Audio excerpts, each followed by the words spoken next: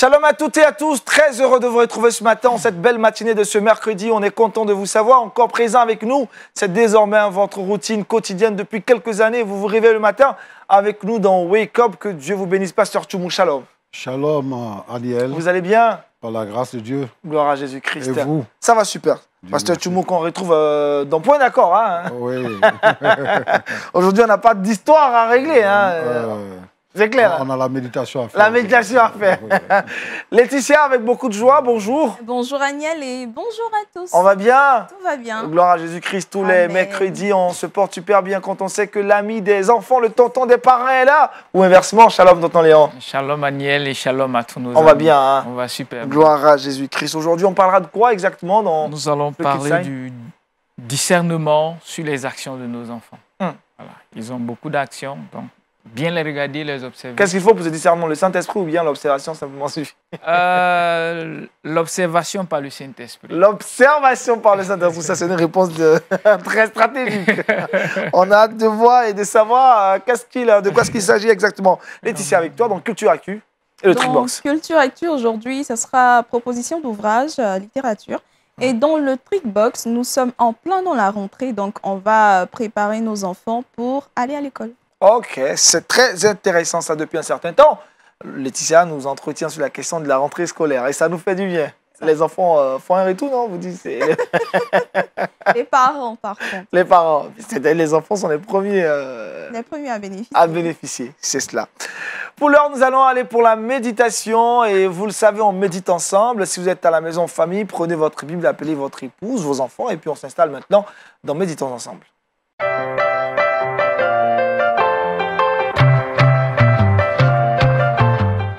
La dîme de tout est le thème que le pasteur Tchoumou aborde ce matin. Pasteur, allez-y. Ok. Notre test de base, nous avons deux tests. Le premier test est dans le livre des Hébreux, le chapitre 7, du verset 1 au verset 3. Hébreux chapitre 7, verset 1 à 3.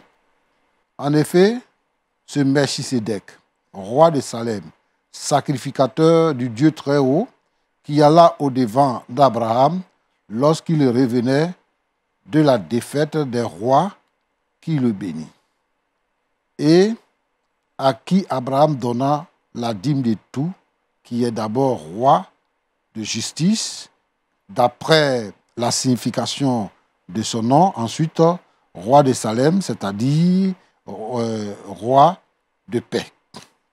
En Genèse chapitre 14, versets 18 à 20. Nous avons à peu près la même chose. Il est écrit ceci. Melchisédek, roi de Salem, fit apporter du pain et du vin. Il était sacrificateur du Dieu très haut. Il bénit Abraham et il dit, béni soit Abraham par le Dieu très haut, maître du ciel et de la terre. Béni soit le Dieu très haut qui a livré tes ennemis entre tes mains. Et Abraham lui donna la dîme de tout. Alors, aujourd'hui, quelqu'un disait que le problème de la dîme est un problème à polémique. Nous avons à méditer la parole de Dieu et à la comprendre. Je voudrais dire que la dîme, c'est la 10e partie de notre revenu.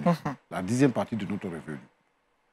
Ça signifie quoi? Ça signifie que si vous avez un revenu journalier ou un revenu hebdomadaire ou mensuel, selon votre revenu, vous prenez le 10e.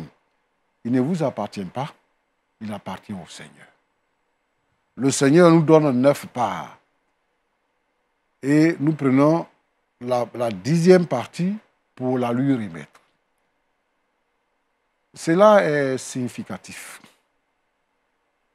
Alors, il y a quelqu'un qui disait comme ça que Dieu lui a donné la date, le jour et la date de son mariage.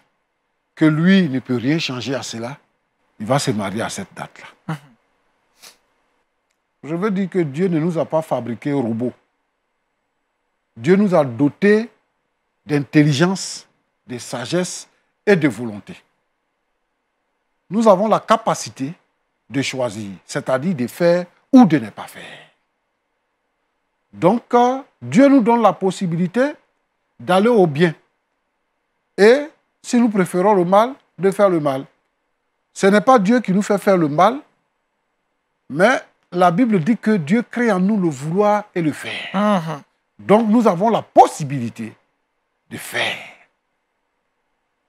Mais les autres choses, c'est nous-mêmes qui les orientons. Nous sommes interpellés ici par rapport à la dîme. Dieu dit dans sa parole que c'est de la sueur de ton front que tu auras ton pain.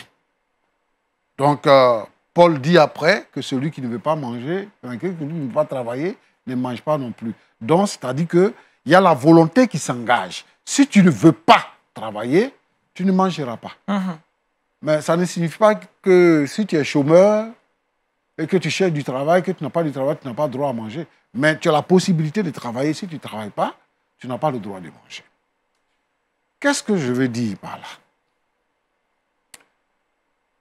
La dîme, là, les uns et les autres dans la Bible qui ont connu le Seigneur ont percé le secret de la bénédiction.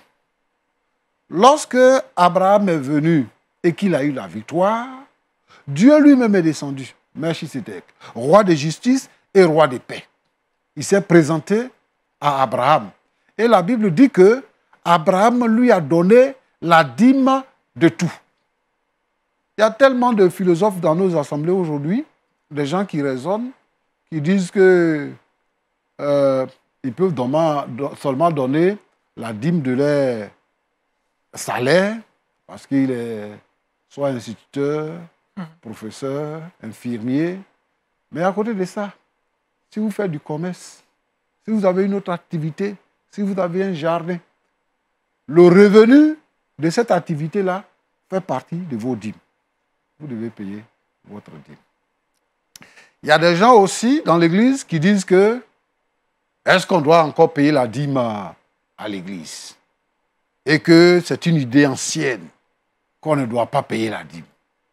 La dîme n'est pas une idée ancienne.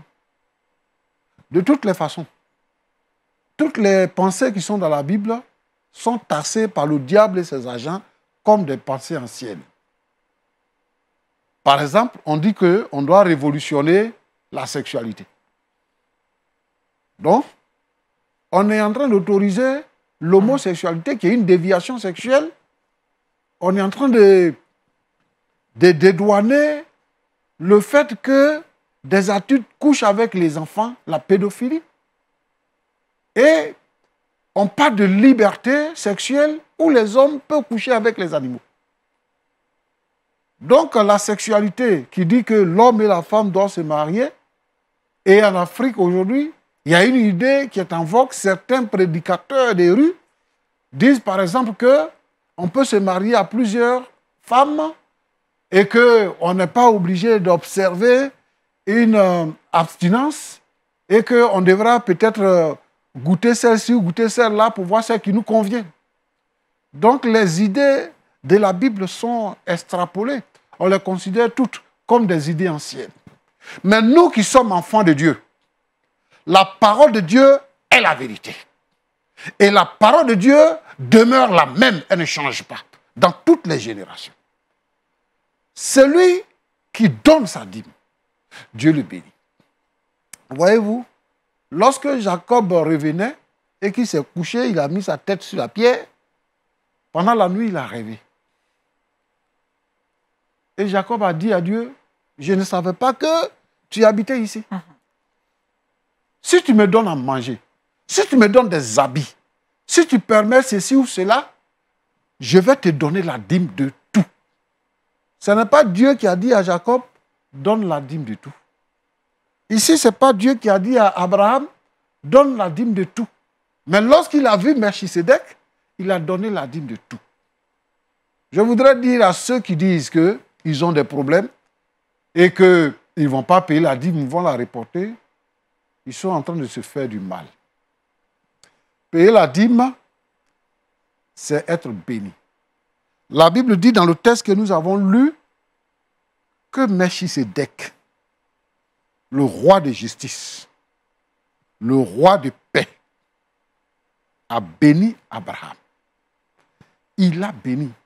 Aujourd'hui, le nom d'Abraham est connu. Et tout le monde, toutes les religions se réclament d'Abraham. Abraham est béni parce que Abraham a considéré Dieu et les choses de Dieu. Donc les chrétiens doivent considérer Dieu et les choses de Dieu. À côté de la dîme, il y a les offrandes qu'on fait. Il y a les veuves qu'on soutient. Il y a les organisations qu'on soutient. Ainsi de suite. Et le chrétien doit engager son argent dans ce champ de choses. Soutenir les veuves et les orphelins, soutenir les organisations, soutenir les œuvres telles que LMTV, par exemple, soutenir ces œuvres-là par notre argent. L'argent que nous gagnons, nous le dépensons. De toutes les façons, l'argent est fait pour être dépensé. Si vous ne payez pas la dîme, vous allez entretenir une maîtresse. Et ça, c'est dépenser de l'argent. Mais si vous payez la dîme, si vous entretenez une maîtresse, il n'y a pas de bénédiction derrière. Mais quand vous payez la dîme, Dieu vous bénit. Dieu vous bénit de sorte que vos biens sont gardés. Vos biens sont gardés en sécurité. Vous-même, votre santé est gardée en sécurité. Parce que vous épargnez dans la banque de Dieu. Et Dieu est obligé, je dis, je pèse, Dieu est obligé de sécuriser vos biens et vos vies. Je voudrais donc encourager les frères et les sœurs à donner leur dîme. Si vous me suivez et que vous ne payez pas la dîme dans l'assemblée où vous êtes, je vous exhorte à le faire. Payez votre dîme. En ceci, Dieu vous bénira. Arrêtez de raisonner. Arrêtez de raconter des choses qui ne vous honorent pas vous-même. Payez vos dîmes. Et Dieu vous bénira comme Dieu a béni Abraham, comme il a béni Jacob. Que Dieu vous bénisse. Amen. Amen. Le message est lancé, il faut payer sa dîme. Tonton Léon, payer sa dîme. La dîme de tout. Oui, la dîme de tout.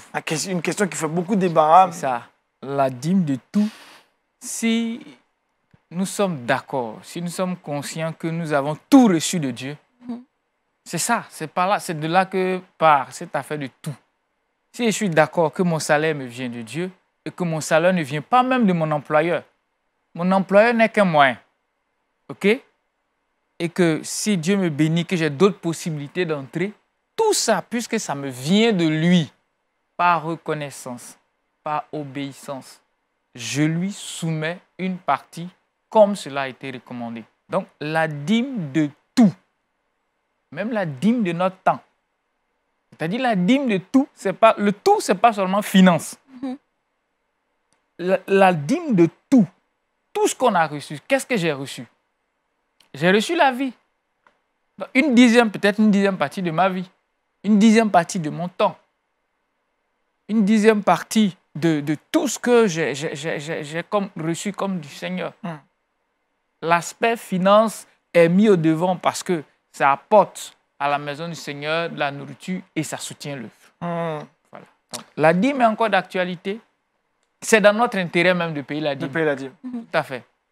Agnès, si tu permets, j'aimerais poser une question au pasteur. Pasteur, pour quelqu'un qui écoute ce message aujourd'hui et ça fait par exemple 1 an, des mois, la personne n'a pas payé sa dîme et écoute ce message aujourd'hui, comment est-ce que cette personne a fait pour se rattraper? Notre Dieu est un Dieu de miséricorde. Il ne nous donne pas ce que nous ne pouvons pas supporter. Nous sommes sous la grâce. La grâce, c'est de savoir, de comprendre et d'accepter et de faire. Si vous n'avez pas payé votre dîme depuis tout le temps, on ne va pas vous demander de rattraper tout ce que vous n'avez pas payé avant. Mais il faut commencer à payer maintenant. En cela, vous recevrez la bénédiction. Donc si quelqu'un m'entend maintenant, dès la fin de ce mois ou dès la fin de la semaine, qu'il commence à payer sa dîme. Pasteur, est-ce qu'à l'extrême, ne pas payer sa dîme peut nous faire perdre le salut? La dîme n'est pas en rapport avec le salut. La dîme est en rapport avec la bénédiction matérielle. Donc du coup, je peux ne pas payer ma dîme, mais je retrouverai tout ce qui paie la dîme au paradis. Oui, mais c'est que vous, si vous ne payez pas votre dîme, c'est pas trop sûr hein, que vous allez au paradis. Pourquoi? Pourquoi? J'explique. Allez-y, pasteur. J'explique. Qu'est-ce qui fait que la vie est intéressante? C'est quand on est béni, que la vie est intéressante. Sinon, qu'est-ce qu'on fait dans la vie? Aujourd'hui, on est joyeux parce qu'on peut manger, parce qu'on peut s'habiller. Je n'ai pas dit forcément que ceux qui ne le font pas. Mais la bénédiction, à chaque âge, il y a une bénédiction qui est attachée à cela. Amen. Et si vous n'avez pas ça, vous serez obligé d'être envieux ou d'avoir d'autres comportements qui vont vous faire dévier le chemin de Dieu. Il faut demeurer parce que dans la parole de Dieu, si vous désobéissez à un commandement, vous avez enfreint à tous les commandements. Mais je veux dire quoi? On ne peut pas s'asseoir pour dire que moi je paye la dîme, donc je vais au ciel. Non, non, non. Mais la dîme, les offrandes, les actions qu'on pose nous permettent d'entrer dans notre bénédiction. Quand on est là comme ça, on ne sait pas ce qui se passe dans le monde spirituel. C'est que les réunions, les convocations que les gens s'en vont faire devant le diable, devant le tribunal du diable, contre nous, ils s'en vont avec notre nom devant le tribunal du diable. Ils exposent nos biens, ils prennent nos biens. Il y a des gens, on prend leur salaire, on s'en va donner ça au diable. Tu travailles, tu perçois un salaire, mais tu es misérable. Mais lorsque tu payes ta dîme, tu as le pouvoir et l'autorité de briser la puissance des ténèbres qui vont s'attaquer à tes biens. Amen. Amen. Mais quand tu n'as pas ce pouvoir, finalement, tu tombes dans les travers. C'est pour ça que nous voulons encourager les frères et les sœurs. Vous êtes dans l'église et vous êtes misérable, vos habits sont déteints et vous êtes avec les gens, vous vous réjouissez, mais vous-même, vous savez que vous êtes misérable. Vous êtes obligé d'être des escrocs, de poser des actes indignes et ça va vous éloigner de Dieu. C'est clair. Oui. La dîme est d'actualité, elle sera toujours d'actualité. Il faut donc la payer. C'est pour dans notre bien-être qu'il le faut. Pasteur, vous allez prier pour nous ce matin. Prier pour que Dieu nous aide, naturellement, à continuer pour ceux qui payent le dîme et ceux qui ont abandonné cette pratique à être vraiment sur le droit chemin à revenir.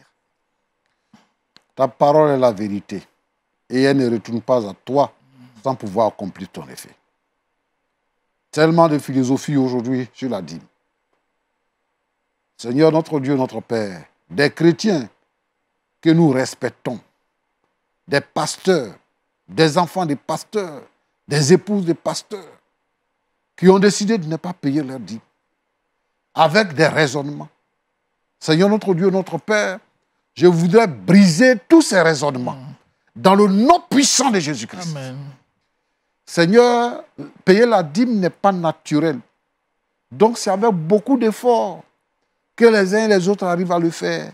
S'il te plaît, Seigneur, ouvre les cœurs et permets que cela soit dans l'habitude des gens, que cela entre dans leurs mœurs et puis considérer que ce n'est pas leur bien. Prendre la dîme, c'est voler Dieu. Et Seigneur, notre Dieu, notre Père, je te demande de briser ce péché-là et de permettre à tous ceux qui ont arrêté de payer la dîme de reprendre. Et à ceux qui n'ont jamais payé la dîme, de les aider afin de pouvoir commencer à payer la dîme. Que la gloire soit à toi, seul Père. Au nom de Jésus-Christ. Amen. Amen. Amen. Merci au pasteur Toumour ce matin qui nous a parlé de dîme. Il faut payer sa dîme, c'est pour notre bénédiction. On va parler maintenant culture et la personne adaptée, outillée pour nous parler de la chrétienté, de la culture chrétienne. C'est bien Laetitia dans Culture Actu.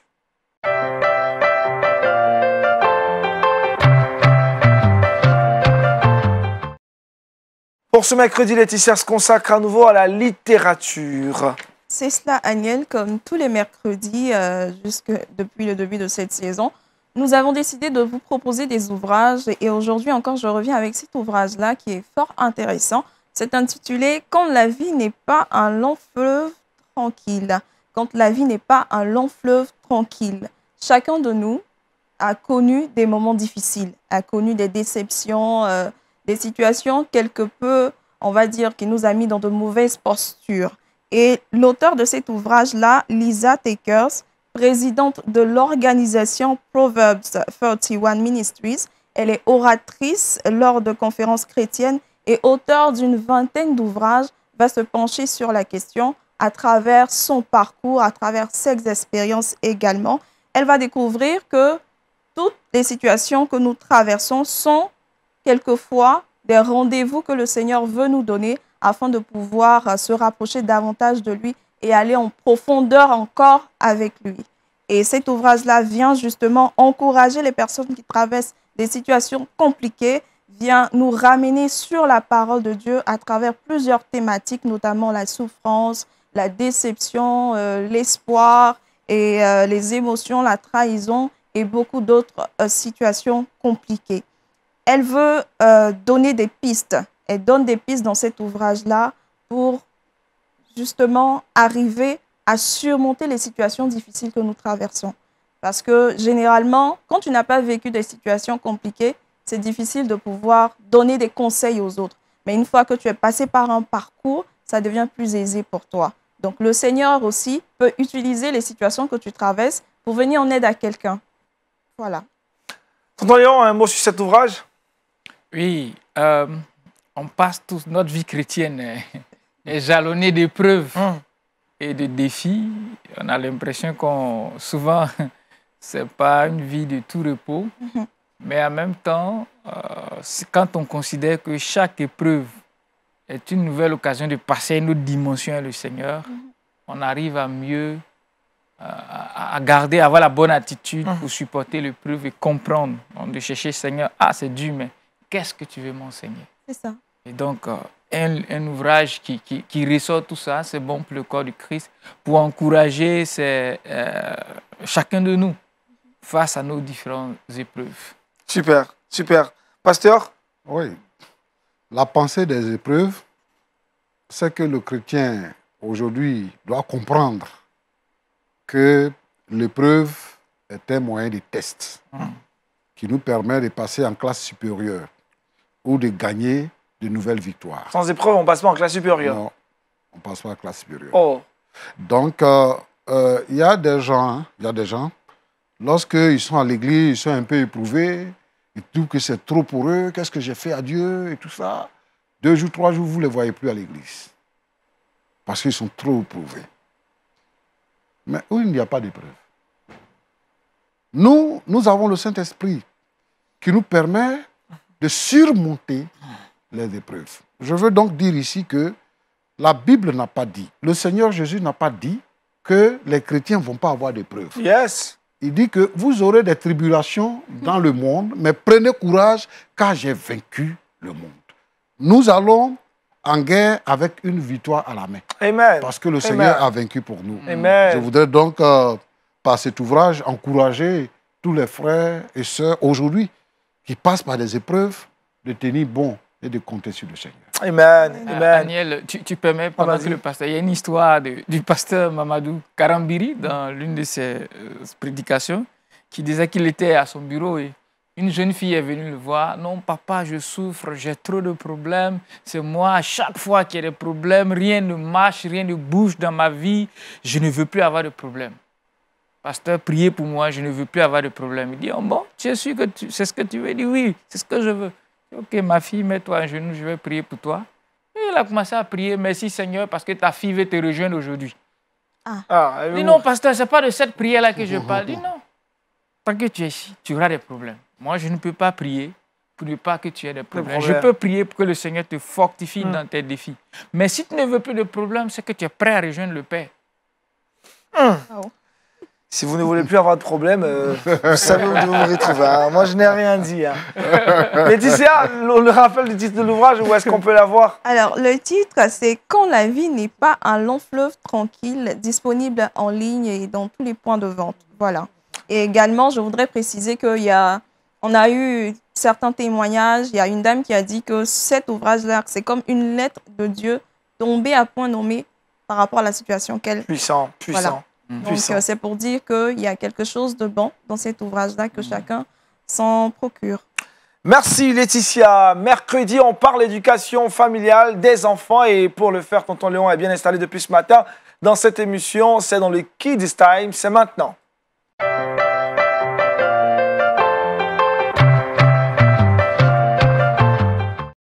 Le discernement sur les actions de nos enfants est le thème que tonton Léon aborde ce matin. Dis-nous tout, en peu de temps, l'essentiel sur cette thématique.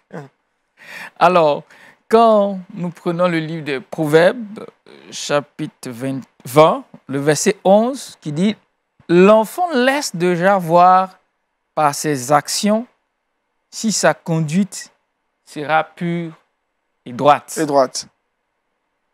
C'est un passage, on ne fait pas très attention à ce passage-là, mais qui est assez important. Qui dit, l'enfant laisse déjà voir par ses actions si sa conduite sera pure et droite. Donc, déjà, par les actions de nos enfants, on a des indices si celui-là pourra être quelqu'un qui va obéir facilement dans tel ou tel domaine, s'il sera soumis dans tel ou tel domaine, ou s'il aura des relations assez difficiles avec tout ce qui est autour de lui. Et déjà, tout petit, si vous les observez, vous pouvez voir beaucoup de choses. Donc, c'est un appel aux parents à observer, à regarder, à faire très attention aux attitudes de leurs enfants, surtout quand ils sont tout petits. Ils sont tout petits, on a déjà parlé des premières années, des 0 à 7 ans. C'est dans cette période-là. Parce que bien plus tard, dans l'adolescence, c'est un peu la conséquence de ce qu'ils ont vécu un peu plus bas. Donc, c'est de prier et de demander à l'Esprit de Dieu de nous donner son regard, un discernement pour pouvoir avoir une bonne lecture de l'attitude de nos enfants. Il ne faut surtout pas excuser tout. C'est des enfants. Ça va leur passer. C'est des enfants. Oh, laisse. Toi-même, tu as été un enfant ici. Pourquoi vous êtes dur avec les enfants? Mais tonton Léon, c'est à partir de quel âge qu'il faut commencer à recadrer? Entre 0 et 7 ans. Alors, l'âge de la discipline, déjà à 2 ans. Il faut déjà commencer à discipliner, à être ferme. Parce que c'est à 2 ans qu'il commence à vous dire non. Non, entre 2 et 3 ans, il commence à affirmer sa personnalité. Viens ici, non, fais ceci, non, non, non. Il vous regarde droit dans les yeux et vous dit non. Il est en train de tester votre autorité parce que lui-même veut avoir de l'autorité. C'est là qu'il doit apprendre que à la maison ici, c'est Papa Léon. C'est lui le chef. On obéit. Voilà. Après, on peut pouvoir aider. Donc, c'est déjà à 2 ans qu'il faut aller progressivement. La discipline aussi, on a abordé ici dans la saison dernière. On pourrait revenir dessus à l'occasion pour pouvoir les accompagner. Donc déjà là, voilà. Donc il faut pouvoir observer. C'est là qu'ils sont très capricieux, manipulateurs, qui exagèrent dans l'expression de tout. Donc observer pour voir dans leur rapport. Alors, quelques éléments à observer. L'enfant dans la gestion de ses émotions. Quand il est content, quand il est fâché, quand il est en colère, comment est-ce qu'il réagit? Il y a des enfants en colère qui perdent leurs moyens. C'est-à-dire, quand il n'est pas content, vous le voyez, il est stoïque, il est bloqué. Et celui-là, ça veut dire, au-dedans de lui, ça bouillonne. Attention, ça peut être un gros colérique qui essaie de gérer pour ne pas attirer l'attention. Mais à force de garder, ça va exploser. Et celui-là, un beau matin, dans sa colère, puisqu'il n'a pas appris à exprimer ses émotions, un matin, il trouve quelque chose dans sa colère, il tape, il blesse. On dit, mais pourquoi? Donc, attention, donc, apprenons à nos enfants à mettre un mot sur leurs émotions. Ça va? Oui, ça va. Tu es sûr que ça va? Si ça ne va pas, il faut qu'il arrive à dire ça ne va pas. Je ne suis pas content. Je suis fâché. Je ne suis pas d'accord. Et il faut pouvoir les aider. Donc, il faut même être un parent qui arrive à exprimer ses propres émotions. Non, je ne suis pas content. Donc, observez la gestion de leurs émotions. On peut aussi observer les relations entre frères et sœurs.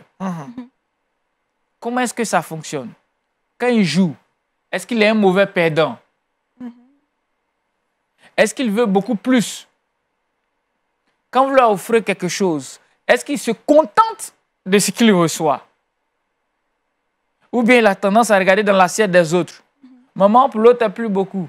Maman, ma viande est petite. Maman, la sauce là, tu as mis 2, pour moi, tu as mis 1,5. Les enfants sont doués pour tous ces petits détails. Pendant que vous êtes en train de courir pour leur donner le meilleur, il y a certains là, maman, maman, maman. Donc, regardez, est-ce qu'il se contente? Est-ce que celui-là ne va pas devenir quelqu'un de très envieux? Un souci avec le contentement? Regardez, est-ce que ce n'est pas quelqu'un de trop ambitieux, c'est-à-dire qui veut vraiment réussir, il veut qu'il soit le premier partout? Quand on a félicité son frère, il réclame. Et moi, tu ne m'as rien dit. L'action, c'est ton frère. Donc, si tu n'as pas posé d'action qui nécessite qu'on te félicite maintenant, tu ne vas pas exiger qu'on te félicite.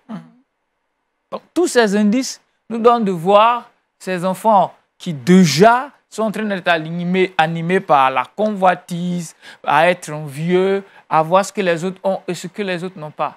C'est-à-dire, vous n'avez pas forcément les moyens d'offrir tout à vos enfants. Mais à côté, ils ont des voisins, ils ont des cousins, ou quand ils vont, ceux-là ont tout.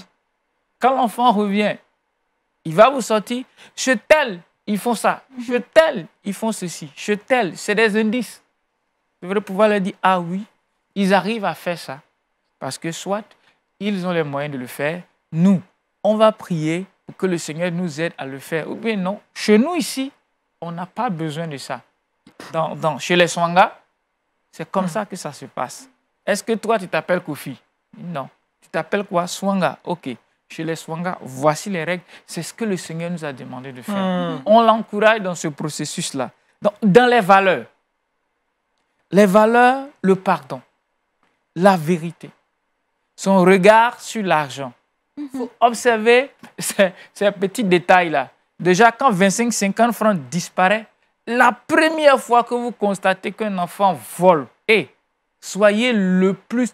C'est-à-dire, il faut que l'enfant se souvienne désagréablement de la première fois qu'il a volé. Il ne faut pas excuser un petit vol. Même si c'est un biscuit de son frère, il l'a enlevé. Non, je ne suis pas en train de dire de le jeter en l'air, de le taper. Non, non. Mais qu'il voit que vous êtes sérieux. Non, monsieur. On ne prend pas ce qui ne nous appartient pas. On demande et on donne. Et parce que s'il prend un bonbon, on ne dit rien. Oh, il prend. On dit, qui vole un œuf, volera quoi? Un bœuf. Il y a ce dicton. Parce qu'il a appris à apprendre sans qu'on voit. Et il faut observer aussi, il y a des mesquineries. Il y a des enfants déjà tout petits qui sont doués à tromper, à mentir, à trouver des astuces pour vous tromper et tout ça. Attention, il faut pouvoir l'observer. Ces petits caractères. Donc, quand la Bible dit, l'enfant laisse déjà voir par ses actions si sa conduite sera pure et droite. Ce que vous voyez, il faut traiter, il faut demander la grâce de Dieu, il faut prier. S'il y a un point de prière, s'il y a des liens à briser, je suis pas en train de déclarer que les enfants sont sorciers et tout ça. Attention, souvent même les prières, on le fait avec lui pour l'encourager. Mais les véritables prières de briser, tout ça là, faites-le. Parce qu'il ne faut pas l'enfant sentir, ah, donc j'ai un démon. Ah, donc je suis possédé. C'est à cause du démon que je fais ça. Ça aussi, ça peut être négativement interprété. Donc, demandez l'Esprit de Dieu. Demandez un discernement. Demandez le regard de Dieu. Ce n'est pas le regard des voisins ou des autres. C'est important. Ah, votre enfant a fait ceci. Ton enfant, là, il est comme ça. Hein? Ah, ok, merci, je vais corriger. Vous prenez cela. Vous allez devant le Seigneur, vous-même vous regardez et vous demandez à l'Esprit de Dieu, Seigneur, tu m'as donné cet enfant. Je suis tenu de l'accompagner dans sa destinée. Voilà une situation que je te présente. Donne-moi la bonne attitude, comment je peux l'accompagner. Et Seigneur, opère un changement dans la vie de mon enfant. Et c'est par cela que sa conduite plus tard, elle pourra être pure et droite avec la parole de Dieu et grâce aux prières. Waouh, merci tonton Léon. Beaucoup de choses à savoir sur nos enfants, pasteur. Il faut vraiment être observateur, avoir les yeux grands ouverts. Il faut être observateur. Et tonton Léon a parlé des voisins qui pourraient éventuellement dire des choses sur nos enfants. Mais en Afrique, souvent, il y a des voisins qui empêchent les parents de donner une bonne éducation à leurs enfants. Par exemple, ton enfant a volé, il a dit que il faut que l'enfant se souvienne du premier jour où il a volé. Quand tu veux le frapper, non, il faut le laisser, il faut le laisser, il faut le laisser. Mais il ne faut pas écouter ça. Et moi, je veux dire à ceux qui ne sont pas parents là, de laisser les parents donner une bonne éducation à leurs enfants. Quand un parent est en train de frapper son enfant ou est en train de lui administrer une autre correction, par exemple, il dit que tu ne manges pas aujourd'hui, il ne faut pas lui donner manger en cachette. Tu détruis l'enfant de ton voisin. Il faut laisser les parents éduquer les enfants. Et c'est comme ça qu'eux-mêmes, ils ont été éduqués aussi, selon leurs croyances. Donc, c'est l'élément que je voulais ajouter. Merci, pasteur. Merci encore, tonton Léon. On a parlé du discernement sur les actions de nos enfants. Très rapidement, on rejoint Laetitia dans le Trickbox.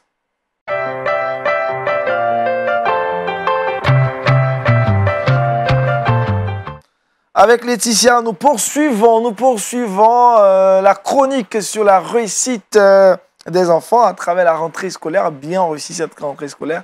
Laetitia, que devons-nous savoir encore aujourd'hui?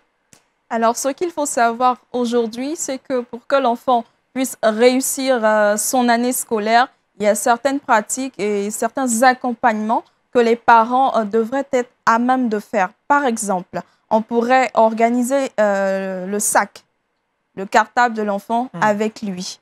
Savoir quel livre va aujourd'hui, avec quoi il part aujourd'hui à l'école, comment est-ce qu'il doit ranger ses affaires dans son sac et tout ça. Ça pourrait déjà créer une atmosphère entre le parent et l'enfant, créer un lien, quand bien même le parent ne soit pas constamment là quand l'enfant va à l'école et tout. Mais quelquefois, au passage, on pourrait le faire avec l'enfant. Deuxièmement, on va accompagner l'enfant à l'école et rentrer dans la cour, voire même dans la salle de classe. C'est très important. Lorsque l'enfant voit que son parent l'accompagne comme les autres, c'est un sentiment de fierté, un sentiment de joie, de gaieté avec ses autres camarades. Oui, mon papa m'a accompagné aujourd'hui. Oui, maman m'a accompagné aujourd'hui. C'est très important et c'est en même temps, c'est les liens qu'on resserre avec nos enfants. Troisième des choses, on pourrait le soir également passer prendre l'enfant à l'école. Ce serait l'occasion pour nous de rencontrer les parents de ses amis. L'occasion pour nous d'échanger 2-3 minutes avec son professeur, son maître d'école, la maîtresse de classe. Voilà. Donc, c'est un peu ces pratiques-là. On ne prête pas souvent attention à ça, mais c'est très important pour que l'enfant puisse réussir son année scolaire, puisse être épanoui. Voilà. C'est ce que je voulais partager aujourd'hui avec vous. Et c'est très gentil, Laetitia. Tonton Léon, autre chose à ajouter, un petit détail. C'est nickel, c'est quoi, c'est parfait? Parfait. Parfait. Le verset boussole, Laetitia, rappelant que vous avez aujourd'hui la possibilité de nous laisser vos questions. Vous avez une préoccupation, des interrogations au pasteur ou au consultant. Laissez-nous vos questions en inbox de la page Facebook de LMTV, hashtag la question note. Laetitia, le verset boussole. Le verset boussole de ce jour est en Malachie 3, le verset 10. Apportez à la maison du trésor toutes les dîmes, afin qu'il y ait de la nourriture dans ma maison. Mettez-moi de la sorte à l'épreuve, dit l'Éternel des armées. Et vous verrez si je n'ouvre pas pour vous les écluses des cieux, si je ne répands pas sur vous la bénédiction en abondance. La dîme de tout, c'est pour votre bien, c'est pour notre bien de payer la dîme. Le pasteur l'a dit, c'est pas certain que si vous ne payez pas la dîme, vous vous retrouverez au paradis. Donc attention, il faut faire l'effort de respecter la dîme. Merci encore au pasteur Toumou. Ça fait toujours bien de vous recevoir sur ce plateau. Merci à tonton Léon. Rendez-vous encore mercredi prochain, c'est cela. On est abonné. Abonné à Kitsaï. Merci à Laetitia. Merci à cette grande population qui nous suit partout en Afrique et en dehors de l'Afrique. Que Dieu vous bénisse. On a été heureux de passer ces instants avec vous. Demain, Daniel Kragby sera avec vous. Je vous retrouve vendredi. D'ici là, que Dieu vous bénisse et bonne suite de programme sur LMTV. La vie chez vous. Non.